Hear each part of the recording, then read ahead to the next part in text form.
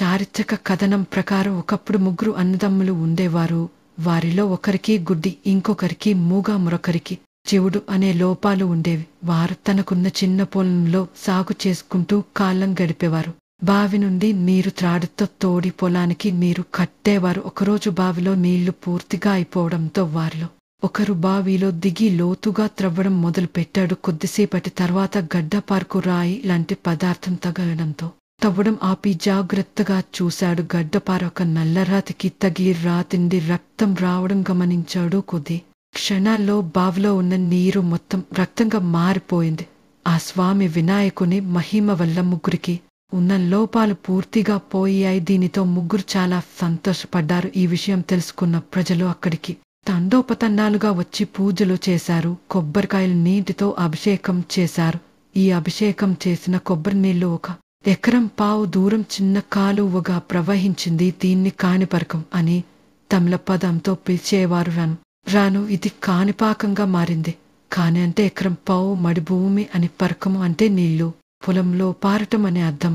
ఈ విధంగా కాణిపాకం పేరు వచ్చింది. కాణిపాక వినాయక స్వామి ఆలయం ఆంధ్రప్రదేశ్లోని చిత్తూరు జిల్లాలో ఉంది. తిరుపతి నుండి అయితే 68 కిలోమీటర్ల దూరంలో ఈ ఆలయం ఉంది. ఈ విధంగా ఈ ఆలయంలోని వినాయకుని విగ్రహం భూమి లోపల నుండి స్వయంగా వేస్తుందని ప్రజలు చెబుతారు. ఈ ఆలయం చోళరాజుల కాలంలో 11వ శతాబ్దంలో నిర్మించబడిందని విశ్వసిస్తున్నారు. తర్వాత విజయనగర సామ్రాజ్య రాజులు ఈ ఆలయాన్ని అభివృద్ధి చేశారని అంటారు. ఈ విగ్రహం కాస్త పెరుగుతూ ఉంటుందని భక్తులు చెప్తున్నారు. ఈ విగ్రహం నిత్యం నీటిలో నిండిపోయిన గర్భగృహంలోనే ఉంటుంది. ప్రస్తుతం విగ్రహం యొక్క మోకాలు మరియు పొట్ట మాత్రమే కనిపిస్తున్నాయి. ఎంత నీటిని బయటకు తీసిన స్వామి వారి మూల స్థానంలో నీరు ఎప్పుడూ ఉంటుంది.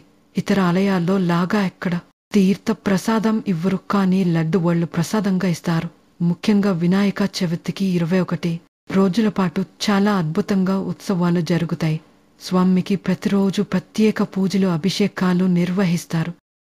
శని దోష నివారణ కోసం భక్తులు ప్రత్యేక పూజలు చేస్తారు.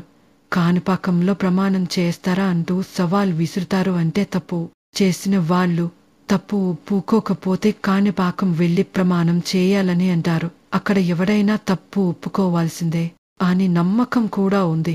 జై గణేశ, జై జై గణేశ. కాణిపాకంలో ప్రమాణం చేస్తారా అంటూ సవాల్ విసురుతారు. అంటే తప్పు చేసిన వాళ్ళు తప్పు ఒప్పుకోకపోతే కాణిపాకం వెళ్లి ప్రమాణం చేయాలని అంటారు. అక్కడ ఎవరైనా తప్పు ఒప్పుకోవాల్సిందే అని నమ్మకం కూడా ఉంది. జై గణేశ, జై జై గణేశ.